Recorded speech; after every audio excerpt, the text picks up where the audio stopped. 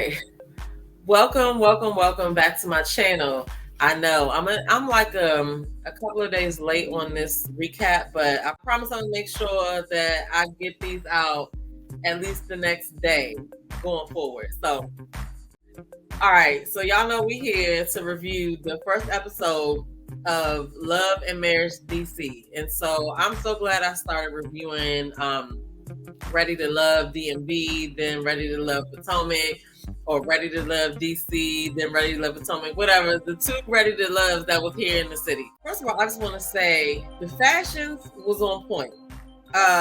Everybody could dress, and I have to say they are representing well. So I didn't really watch Love and Marriage Huntsville. I did when it first came out, but then I guess after the second season, I found something else to watch, and I have not paid attention to Love and Marriage Huntsville since the side chick came out and did an interview with Tasha K, because y'all know I reviewed that video that she did with Tasha K. That was something in itself. But yeah, so I haven't really followed it. I know they have a lot of stuff going on right now, apparently, on Huntsville, but I was ready for DC. DC is going to be something different. And so, like, even when, even Monique even kind of said it when it started out, that we all saw her on Real Housewives of Potomac, but we didn't see, I'm sure, half of what she wanted to present. I'm glad she got this show because it's going to be interesting to see what parts of her that we didn't get to know. You know what I mean? So they start out and Monique has like a pop-up event. All the ladies show up, and they look good. They get they kikiing and they drinking and meeting each other, mixing and mingling. So Monique Samuels has a podcast, and so does Ashley Silva. And I will make sure that I put their podcast in the description below so you guys can follow them. So Ashley's introduced, and she's the sweetest bitch ever. Ashley seems like she's down to earth, sarcastic, and the kind of, easygoing girl. I have to say, I love Monique's locks. I kind of miss my locks now, but that's neither here nor there. Monique's locks is looking good. Ashley's dress was cute. I loved it. Arena is 48. She looked damn good. Okay. So Arena and her husband Jamie, they are TikTok famous because they have, I don't know if y'all seen their TikToks, but they have TikToks that have been out. So I'm gonna put their TikTok in the description below because they are funny as I don't know what. But they have a lot of stuff going on. So if you are in the area, you're probably familiar with them. But it was interesting that Monique actually met Arena on Instagram. So Winter Williams was a special guest. And at first I was thinking that they kind of were shady about the way that they introduced the fact that she had a shaved head, but they didn't. They actually showed her at an angle we could see the fact that the side of her head was shaved. So I think her story is going to be interesting and definitely probably going to bring the drama, or at the very least be somebody that people are going to be talking about. So yeah, Winter's ex-husband played for the Redskins. He had an affair with the nanny and had a kid. It's a lot going on there. So, this was only the first episode. So we're going to see, how everything play out as the season goes on. But it's definitely going to be interesting because, people live their regular lives. You know what I'm saying? And we all know that we have shit going on in our lives, but nobody's filming it. So Arena and Jamie's 26th wedding anniversary is coming up, and so she invited all of the ladies to the anniversary when she went to the pop-up shop, when she went to Monique's pop-up shop. Her husband is a popular promoter here, and they throw events all the time. So when Monique kept talking about this damn Q&A, I was like, lady, have you been to a party here before? Let alone a J&J entertainment party. Don't nobody got time to sit down and have a full-on Q&A. I think she was just really thirsting for some information from somebody who had been through as much as they probably been through in 26 years, that she just could not help herself. But it's like, we are not having this Q&A at this party. We about to party. No. Love you, Monique, but no, ma'am. Okay? Arena was like, no, We're not doing that. We're gonna be partying and drinking. What are you gonna be doing? What? Monique's funny as shit.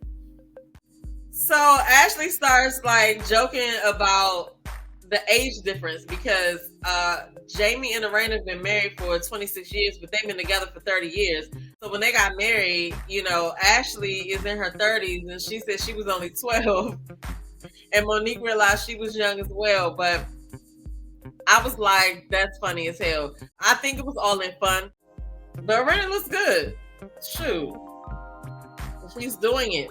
So Arena and Jamie are classic DC. As a matter of fact, Jamie is the kind of DC dude that people wanted to see on Ready to Love DC, Ready to Love Potomac, but those dudes are all married or doing something else where they don't want to be filmed. So, but that is the exact kind of DC guy that people wanted to see represented on Ready to Love.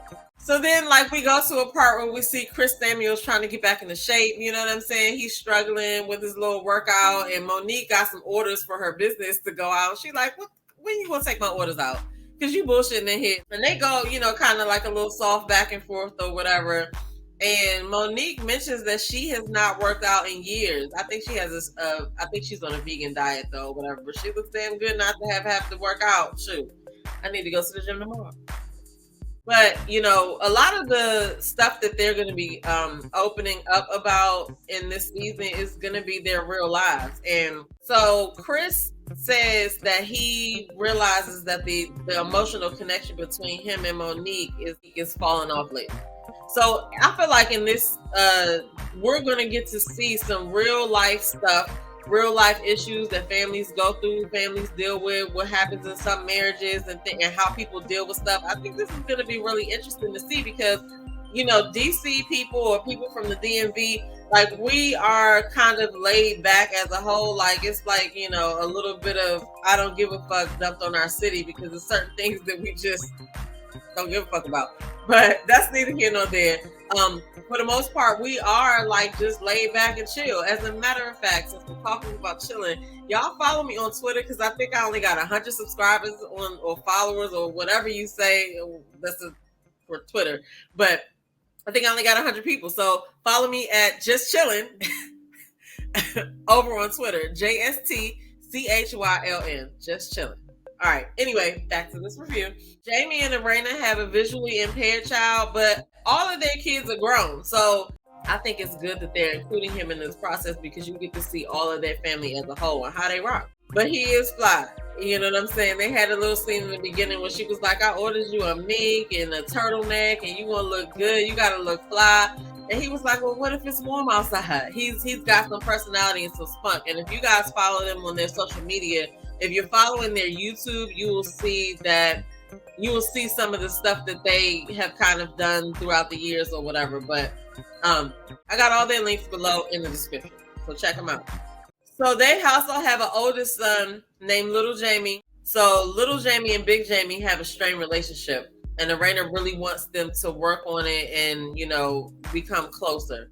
Arena did let Big Jamie know that she invited him to the anniversary party. Big Jamie was like, well, I believe when I see it. But he kind of looked tight when she said she invited him.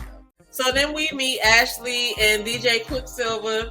And they're talking about, to me, what I got out of that conversation was just like, look, you are out working all the time and handling your business. And yes, you bring home the money and everything like that. But I want my own individuality. And let's not act like I did not contribute to this household moving along accordingly as well.